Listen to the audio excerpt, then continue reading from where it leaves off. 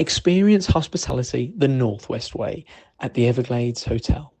Located on the banks of the River Foyle, the Everglades Hotel is just minutes from the centre of Derry, Londonderry, with free on-site guest car parking. Whether you're here for a family meal, a big celebration, or simply a peaceful retreat, will make your experience as memorable as the sights in the city. Visit Everglades Hotel Derry for accommodation bookings, the latest menus, live shows and events, and much, much more. See you there. Hi everyone, and welcome back to the Gaelic Lives podcast. This is our final inter-county podcast of the season, and we're reflecting on the All Ireland final, which Kerry won, defeating Donegal by 10 points in the end. And Mal McMullen was in Crook Park yesterday, so he's the perfect man to give us a roundup of the game. So, Mal, what did you make of it? I suppose, what did you make of the occasion first and foremost? How was the atmosphere and all before the game? Yeah, funny, the atmosphere was brilliant. I'm actually still in Dublin here at the minute. The Hardcore Hotel was just like wall to wall Donegal people. I think there was about a handful of people who weren't from Donegal, and you just saw Donegal people everywhere. And like there was a massive build up to the game, and like a sense of occasion, and with the championship being open and all those things that we talked about in this pod over this past few months, Sean. But the game was actually, it was nearly gone in the first play, if that makes sense, because as Jack O'Connor said after the game, they left the team hotel with one intention, was putting Donegal on the back foot from day one. That seemed to be the message before they got on the bus.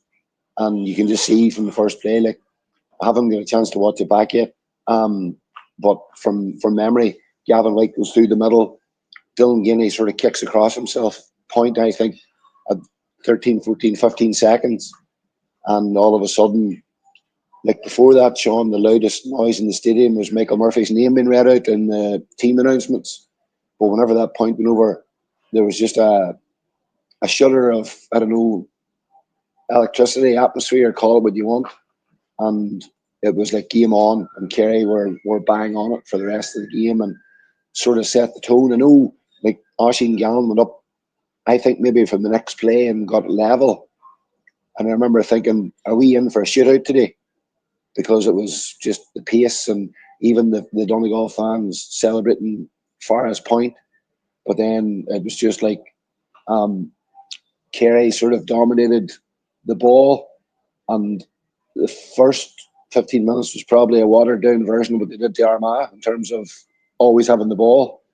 And like Donegal scored 19 points, 15 of them came from the guys who were named as the front three, and they just weren't able to get anything near enough from the running game because Kerry had sort of more or less said, look, we're actually going to dictate this game, and that's the way it panned out. And like, I think they got it back to 4 points and the three chances to go closer, but didn't manage it. And then Gavin White fisted the ball over the bar. I remember thinking, you know, when there's a sort of a half goal chance on, I'm thinking, that's it. And then Sean O'Shea kicked a 2 pointer after Shane Ryan had missed one, and it was more or less it. And then like Donegal were going for like pot shot 2 point options that Kerry had in the first half, and it was just night and day. And the result was sort of there for all to see. And probably I should have listened, God rest my father-in-law, Patsy Kennedy. I should have listened to him a bit more. He always said to me about any time there's a change in the rule or circumstances, Kerry usually won the All Ireland. Black card, All Ireland, all those different changes. But and yesterday was another one of those examples where they've laid down a real marker now. And I'm going to write an article about it for this week. They've probably laid down the marker, Sean, in terms of there's no point in trying to contain teams anymore. If somebody scores 22, you're going to have to score 25, as opposed to trying to cut that 22 to 16 or 17. But that's for another debate. But that's what yesterday's victory did, I think. The aspect of the zonal marking, man, it was Gary McDaid was brilliant on it last week on the podcast, Mm. talking about the balancing act of trying to mark the two Cliffords and Shawnee O'Shea compared to maybe marking one or two of them and having the rest of your defence only set up. And it looked like Donegal went with man to man on Clifford. McCole then went toe to toe with him, and the rest was zonal. and that left Paddy Clifford just to run the show from centre half forward. And it looked like they didn't change it to maybe 15 minutes left in the game, and at that stage it was probably too late. And Paddy Clifford just, I didn't see any possession stats, but he was on the ball constantly. Yeah, one of the guys on here last night says they were watching the Sunday game, and I think he had 76 possessions. And from watching it last night, yesterday at the game, he seemed to play more central. He seemed to play like the man at the top of the D, and David was out wide. And you're right there that you can't mark all three because Tyrone tried to, and then if you give the ball away, like he just cut you open, like Keelan McColgan got caught for a kick pass yesterday, and I think it led to a 2-pointer. So if you're going to play that game, you have to be squeaky clean in every possession. And there's a big difference in playing Meath and playing Kerry, especially a Kerry team, Sean, that were absolutely ravenous. And it's just, it's back to that point of the best players will always prevail. They will. And Kieran McKeever, Armagh coach Kieran McKeever, he is this 3-on-3 game he's devised through primary schools where schools bring teams of 3 and you play 3-on-3. I think that's probably where coaching needs to go. I know we're going off the beaten track of yesterday's final, Sean, but that's probably where it is. We have to focus on the 3 players and not having 2 players and 1 passenger. So this is where, and whereas Kerry yesterday had 3 men that were always a danger, and that's where it left it really difficult for a Donegal or any team. And it's easy to be wise after the event, but yesterday just proved that it's going to be nearly impossible when you're playing, the best teams on the biggest occasions and in Croke Park. So it was very difficult to change anything because Kerry were so on it. And back to my point where 15 out of the 19 points came from their inside men, whereas Donegal, like Sean, we've said it so many times, they've got so many scoring options coming from the support runner. But if you're spending your whole time chasing shadows, and like I was talking to Gary Wilson, the McCool's manager here last night, and he was saying even the fact that Kerry just were 2-footed, so the Donegal defenders are twisting and turning. So the last thing in your mind then is going the other way. So back to Jack O'Connor's point of getting on the bus, lads, we're going to dictate this game. So there's a few things in it, but those are the nuts and bolts of where the big picture actually was painted, I think. Well, just before we're going to hear from Jim again, as you spoke to him in the press conference after the game, but I suppose a final point before we hear from Jim was the midfield battle, and I know it's a question you raised with both Jim and Jack O'Connor about the impact of Michael Murphy around the middle of the field and the fact that there was 3 or 4 blue jerseys surrounding him every time the ball came near him. That was one aspect of it, Mal. Do you think another aspect, when Hugh McFadden and Jason McGee come on, that did seem to make a big difference? Is that going to be a regret for Donegal that they didn't start at least one of them just to break ball and maybe hammer Joe O'Connor around the middle of the field? It definitely is a factor. Like they made a big influence on the game, and probably too, like in the first half, back to Shane Ryan again, like a 2-footed goalkeeper, they can go to either pocket. He seemed to have a lot of freedom in the first half, but in the second half, even before the big men came in, they just had a bank of men that Shane, like he was forced to kick out over the sideline at times. The presence was there, and then add in, as you say, Huey, Jason McGee, Langan. Like Langan caught a kick out one time and they got a score off, and I remember thinking, is this where the game's turning? But I think it was probably Donegal's more collective push up after half time, more so than the 2 boys coming on, albeit they did make a big impact.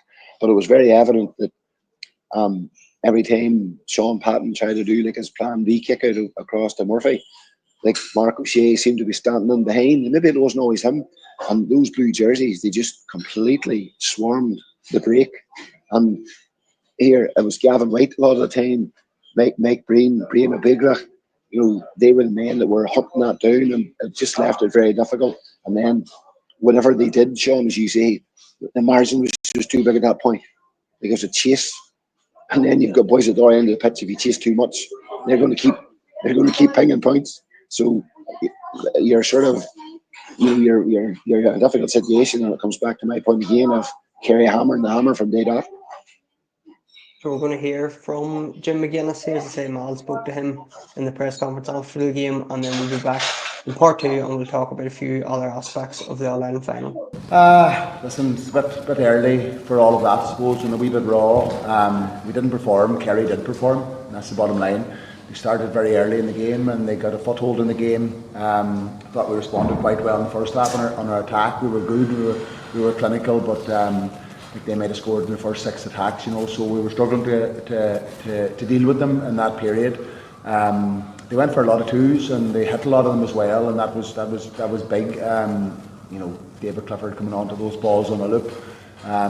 We done a lot of work on him, and we did a lot of work in terms of managing him. I thought Brendan did actually quite well on him for periods, but obviously it does take more than one person to try and close down David, and he kicked some brilliant twos, So from our own point of view, Tommy, we made too many mistakes. We did things that we don't normally do. We made decisions that we don't normally do, and we had just too many turnovers. That's the bottom line. We had too many turnovers, and some of them were kind of clutching up moments. So we were chasing our tails. The couple of moments before half time, a 5-point game, then we lose possession, we give possession away, and then it ends up a 7-point game. That was a tough one to take.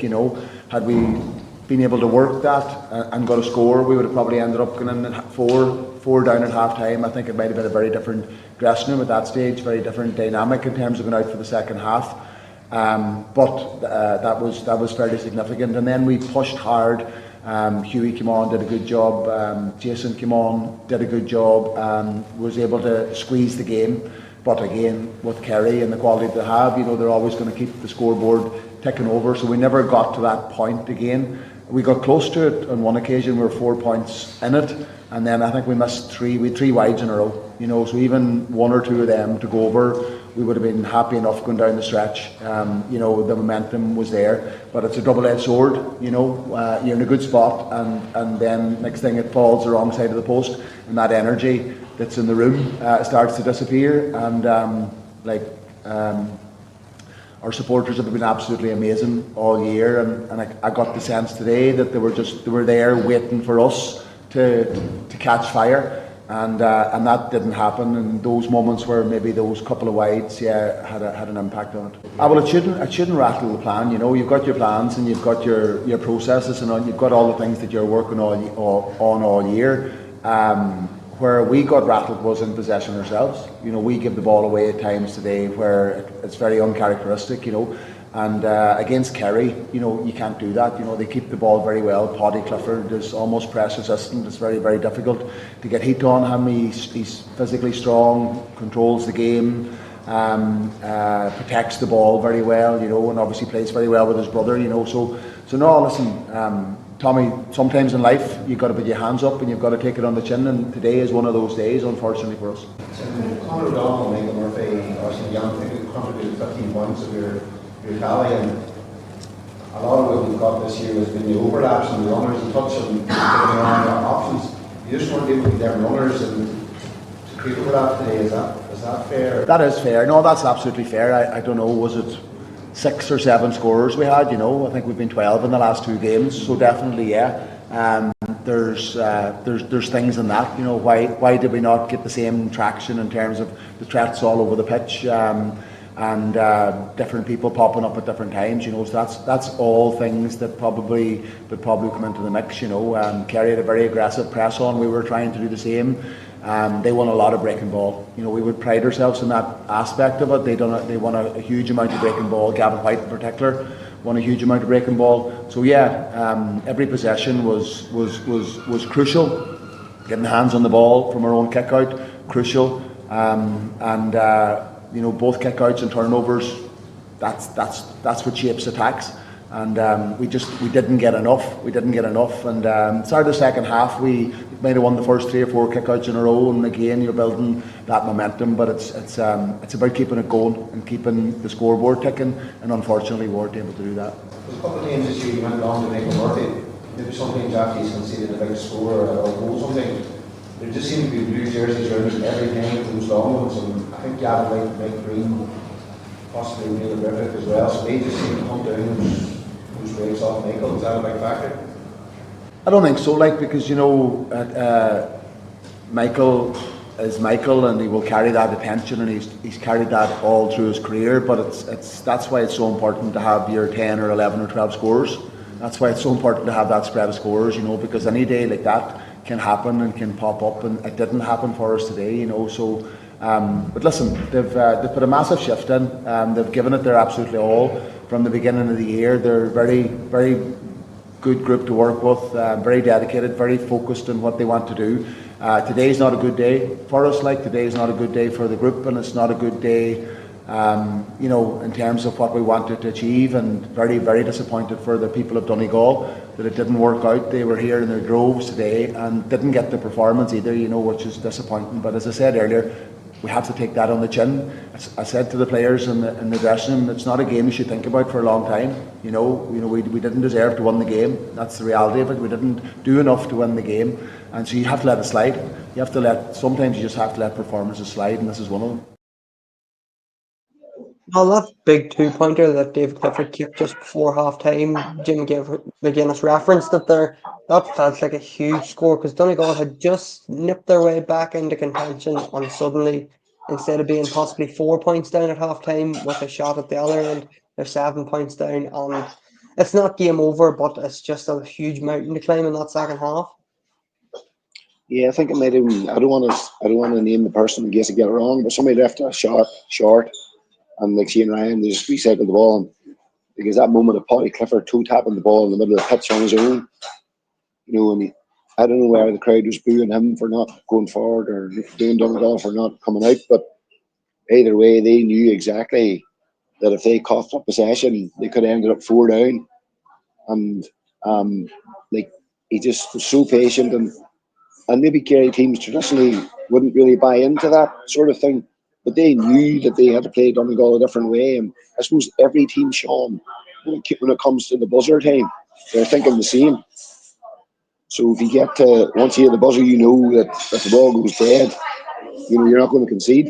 So it's a shot to nothing, albeit it was David Clifford, which you don't often happen. Have a shot to nothing like it was like McCall. It was probably the one time McCall probably got caught out because he wasn't watching the play. He was just watching David, and he was sort of facing away from his own goals, and then David just pushed off and away he went, and that two-pointer was probably like the one Rory Began landed before half time in the quarter final against Monaghan, where but again the Kerry so much of a threat, and like 7 points was. And Jack actually referenced it too. They mentioned at half time Cork hurlers like last week were 6 points up. So seven was huge, and you're thinking to yourself, if they just keep the scoreboard ticking over, it's a long, long way back, and that's the way it proved. That like Paddy Clifford picked out a lovely wee pass for David after half time, and that was 8 in the game. And then you're completely chasing the game again. Donegal, and Sean, like you're chasing the game against a team who will just punish you all the way. So it's going to be really difficult to watch yesterday for Donegal people in that second half, knowing unless you can get a couple of goals, it's slipping away. Yeah, they never looked like getting a couple of goals on a few times, maybe late in the half. In the second half, they tried a few, long balls into Michael Murphy, but it didn't look like coming off. But in fairness to Donegal, you can't question their character, their fighting ability, because they did fight back. They got it back to 4 points, and Yeah. that it took a huge effort to do so. And McGuinness also referenced that when they got to that point, there were 4 points the difference. The three shots and three wides, and even if you get one or two of them, suddenly the heat's on Kerry a wee bit, and the game changes maybe a wee bit. But they just couldn't make it count when they did get the gap closed. And then that's where that Gavin White fisted point comes in. He was going through, and he made have pulled the trigger because Kerry were wasteful a couple of times. Like Shane Ryan's shot that dropped short, and there's a Kerry man in the crowd behind me, and he says, "This is the winning score," and then it dropped short. And I remember thinking, well, if they're giving Donegal a bit of a chance, and as I say, like that's where we Gavin went in the backside and fisted the ball over the bar, and that was it. He just sort of, and like Paddy Clifford did something similar, and a lot of people shoot down the fisted point option. what's more inspirational? A couple of fisted points or getting shots saved and going the other way, especially when you don't need to go for the goals. Especially when you're not you're not panicking for goals, and that just kept the whole thing. For, to, you repeat yourself, it just kept the thing ticking over, and that was the thing for Kerry in the second half, ticking over. That was all they needed. Those big questions for Donegal to answer now, Mal, in terms of, is McGuinness going to be there next year? Is Michael Murphy going to be there next year? Jack O'Connor, I think he more or less said yesterday that was him without actually confirming it. But Mm. I suppose where did Donegal go from here? And I suppose I'm asking questions this morning that don't need to be answered this morning. It's going to be a long winter for them. But do you think we'll see McGuinness and Murphy back there again next year? I will. I think Jim's definitely got another year. Not that GA manager contracts mean anything at all, but he's got a third year, and I suppose it'd be unfair to speculate what Michael Murphy would do. But like the obvious thing is he's a year older coming into next year's championship, so um, and I'm sure like an inter-county level, Sean, you don't really go in to play for an inter-county team and say, well, we'll give you 1 day a week until the championship. The way sometimes you would do a few years ago in club level, it's all or nothing. So that's a significant decision for Michael. And whatever he decides, he doesn't really owe Donegal an awful lot because he came back, I suppose, from retirement.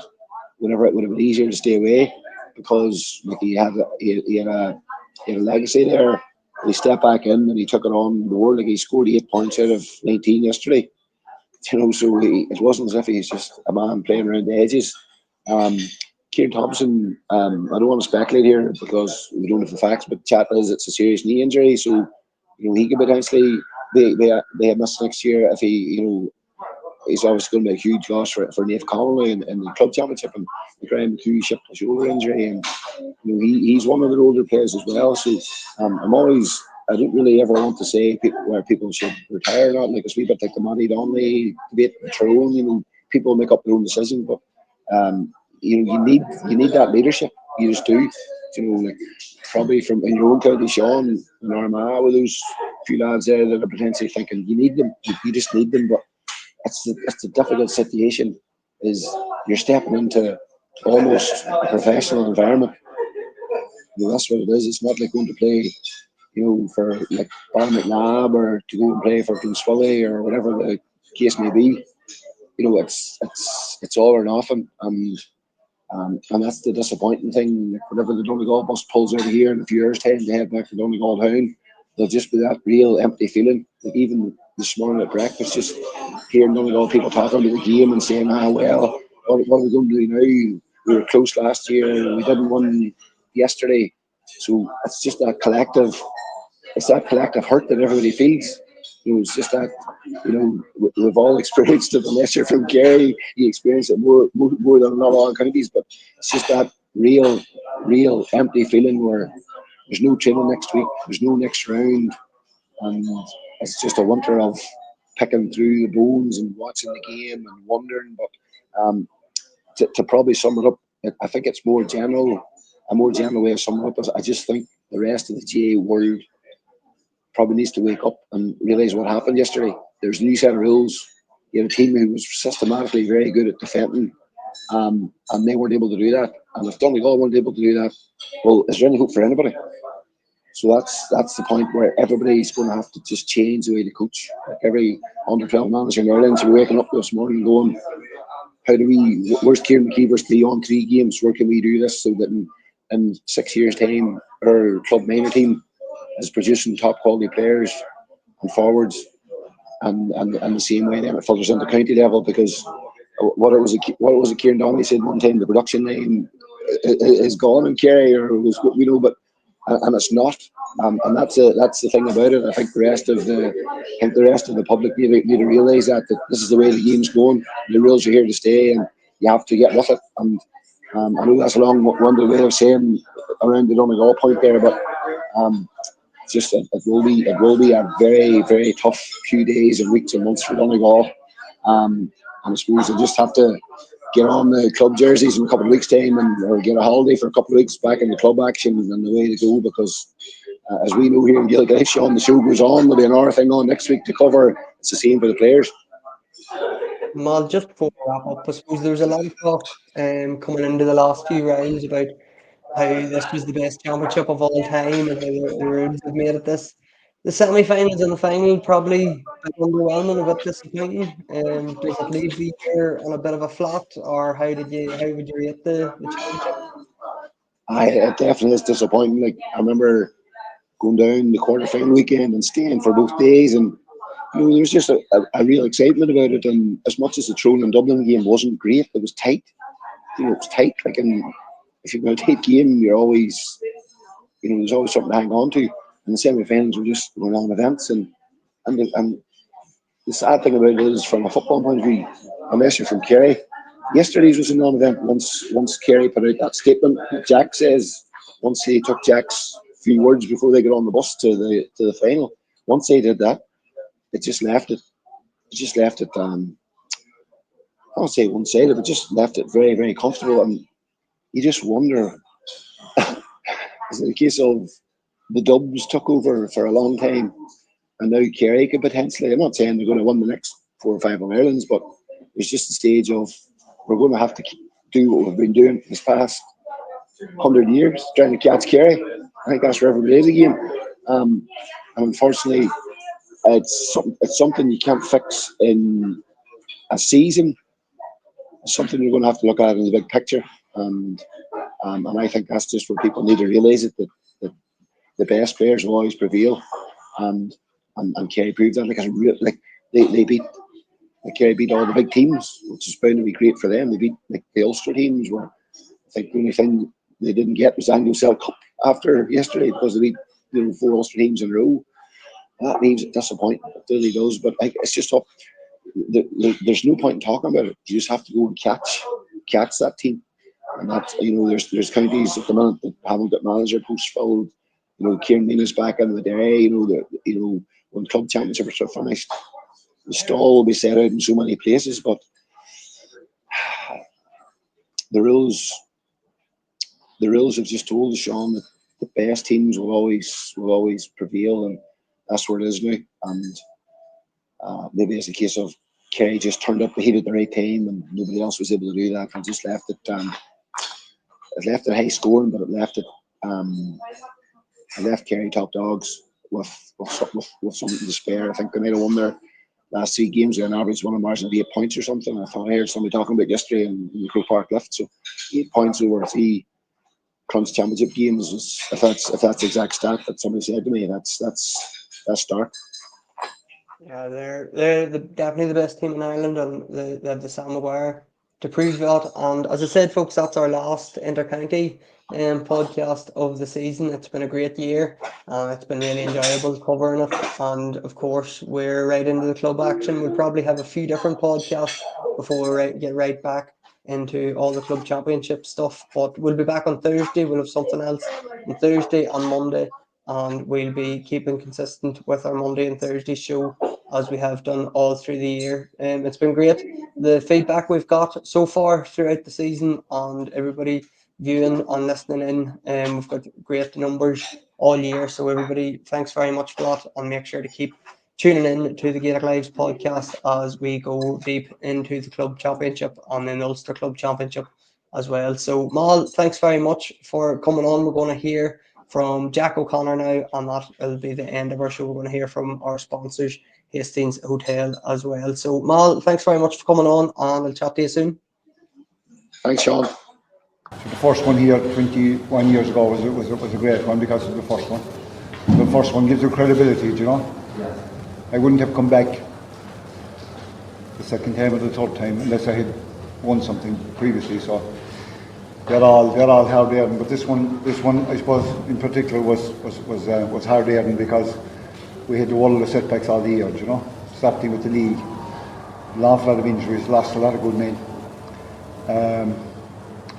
There's some credit due to our medical team that got boys patched up and back on the field. Like for Diarmuid O'Connell to play out, there was a minor miracle, So huge credit to everybody. It's a massive panel effort and a backroom team effort. So delighted for the people that were with me as much as myself. Obviously delighted for myself because for the tough all year, I found this a tough year. I was inside here a month ago and there was a lot of steam coming out of my ears, you know, and it wasn't faked or it wasn't put on, it was authentic because I felt that we were getting a lot of unfair stick and we were trying our butts off, you know, and have been from the start of the year. So for us to finally get the reward is great. You know? Yeah, we were very determined leaving the hotel this morning. I had a few words with them, you know, just before we got on the bus. That we were going to take the game to Donegal. We weren't going to sit back and just see what they you know had to offer. We were really going after them. We were going after Patton's kick-outs. We were going to drive on. I thought Gavin White was sensational in the first quarter. You know, real captain's example. And you know, I thought there was a few pivotal moments. I thought Davis 2 points on the stroke of half time was a big score. Just gave us a cushion going in at half time, and just gave the lads a lot of belief. And our mantra at half time was we weren't going to collapse like, you know, we saw probably with the Cockholders maybe last week. We were going to go out and try and win the second half. And there was times, I mean, Donegal didn't wave any white flag out there. They brought that back from, I'd say, 9 points back to 4 points, and they were still highly dangerous. But massive effort, big contribution from an awful lot of players, and just thrilled for them because we've, as I said, we had a rough all year, and nice to see it coming together in the end. Jack, you mentioned the Sean Patton's kickouts, but in 2 cases he was going on to Michael Murphy at different times of the season. But today, every time he seemed to go on, he was just sucking in with a few jerseys. So was that a big time? Well, we had, I mean, a couple of breaks off. yeah, I mean, look, there's so much footage now, and whatever, and teams do so much analysis on other teams that there's very little you can, unless you pull a rabbit out of the hat, you know, there's very little that we hadn't prepared for there. We had prepared for that. I mean, to some weapon to have. He has a massive kick out, but we got massive contributions from fellas just jumping and breaking the ball and picking up a lot of breaks. We were really good on the breaks today. So that was a big weapon for them, and we managed to nullify it by and large, you know.